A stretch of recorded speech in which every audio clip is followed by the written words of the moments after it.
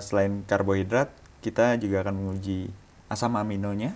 Ya, untuk materi berikut kita masuk dulu ke struktur asam amino ya, Mas. Oke, ya. struktur asam amino. Oh, ya. Sebelum kita masuk ke uji coba yang lain ya Bu ya. Kan Ya. tadi kita udah karbohidrat, tadi Ibu sudah jelaskan ya. Ya. Dan mungkin nanti Ibu juga bisa memberikan informasi kepada guru-guru di manapun berada, uji coba protein mungkin. Ya. Tapi sebelum kita masuk ke sana, kita jelaskan struktur Asam aminonya amino dulu, ya. terlebih dahulu. Asam amino.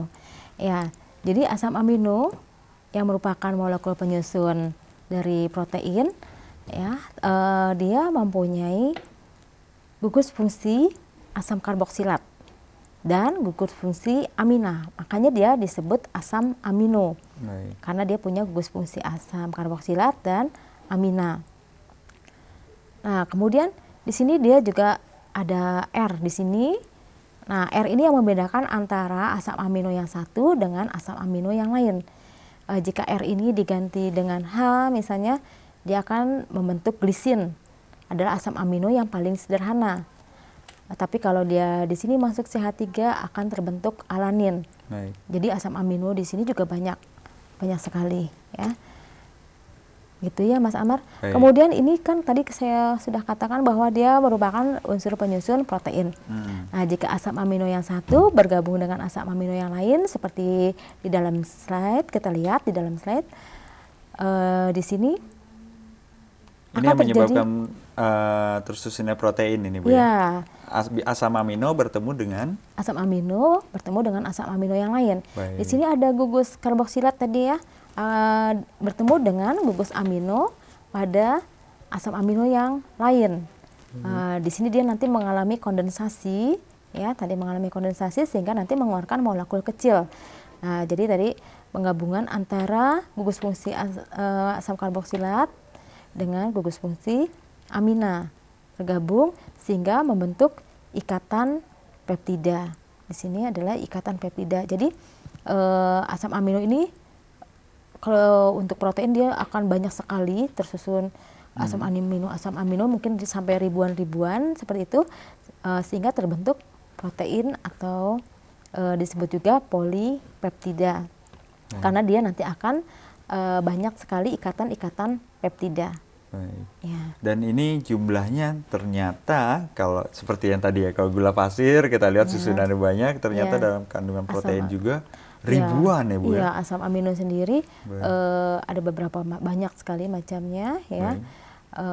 Terus kemudian asam amino ini bisa bergabung dengan molekul asam amino yang lain ya, sampai ribuan molekul asam amino sehingga membentuk protein ya.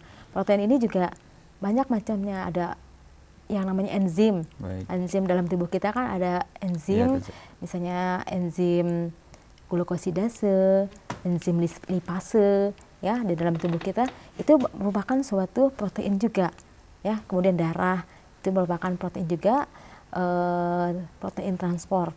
Nah, jadi banyak sekali protein ya, selain yang ada dalam makanan ya, tentunya di dalam telur, dalam daging, ikan itu banyak kandungan protein. Dan protein itu sangat dibutuhkan oleh tubuh kita ya Bu ya. Sebagai zat pembangun. Zat pembangun. Ya, dan juga memperbaiki sel-sel yang rusak seperti itu. Iya, betul sekali Mas Amar. Baik, nah seandainya kalau misalnya ini kan salah satu materi yang mungkin sulit disampaikan ya oleh guru kepada siswa.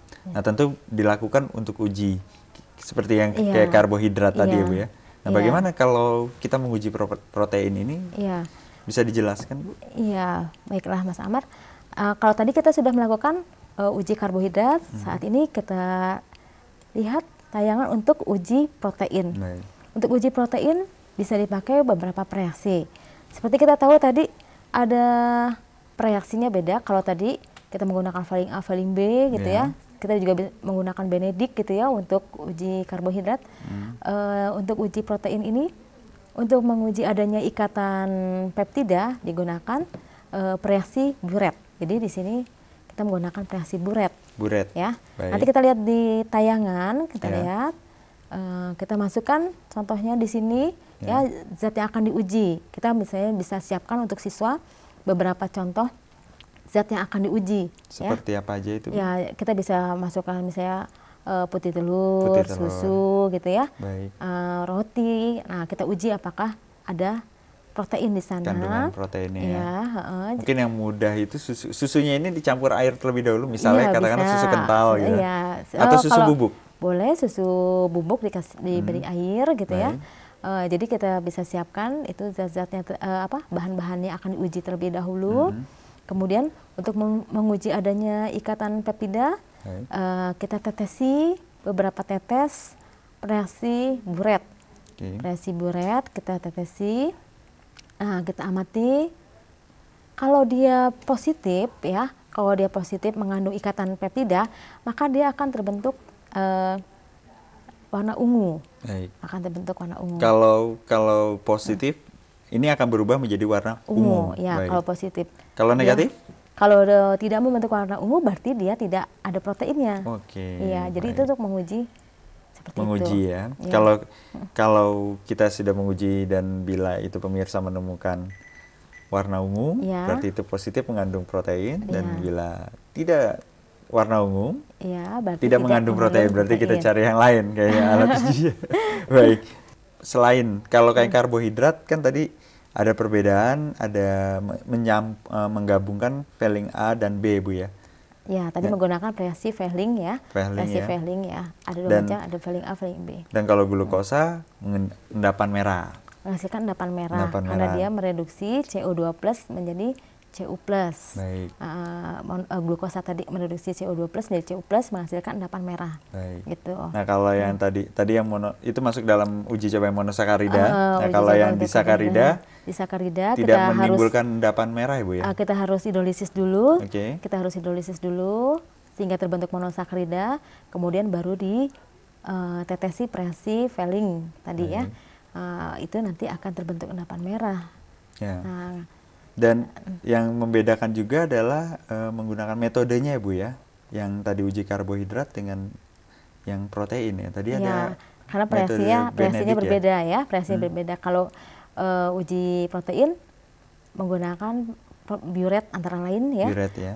Sebenarnya ada juga reaksi yang lain ya, untuk ada reaksi Milon, santopreteat ya, untuk menguji kandungan-kandungan yang ada dalam protein, karena ada protein yang mengandung belerang seperti itu ya. Baik. Nah, jadi seperti itu, Mas. Baik.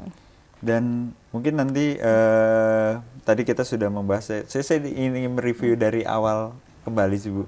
Oh, iya. Tadi materi kita sudah mengenai makromolekul ini makromolekul, ternyata ya. begitu banyak. Begitu banyak sebenarnya. Sesuai dengan ya. makromolekul banyak molekul. Makro jadi makromolekul yang besar tadi kan ya. Baik. Nah, kita tadi juga sudah lihat kan, berarti makromolekul itu susunannya besar sekali gitu ya. Tadi ada karbohidrat, Betul. ya, ada karbohidrat yang berupa polisakarida, Betul. ya.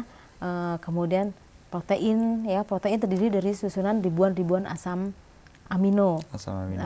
Jadi itu semua termasuk dalam makromolekul gitu ya. Baik, sayang sekali Bu, waktu sebenarnya masih banyak yang ingin saya gali mengenai materi makromolekul. Mungkin pada kesempatan berikutnya kita akan gali lebih dalam lagi materi-materi mengenai makromolekul atau dengan topik-topik yang lainnya, ya, Bu. Ya, terima kasih. Terima kasih Bu Marina atas sama-sama. penjelasannya. Terima kasih atas kehadiran di studio. Iya, sama-sama. Baik, pemirsa, sayang sekali waktu kita sangat terbatas untuk membahas materi makromolekul kita kali ini.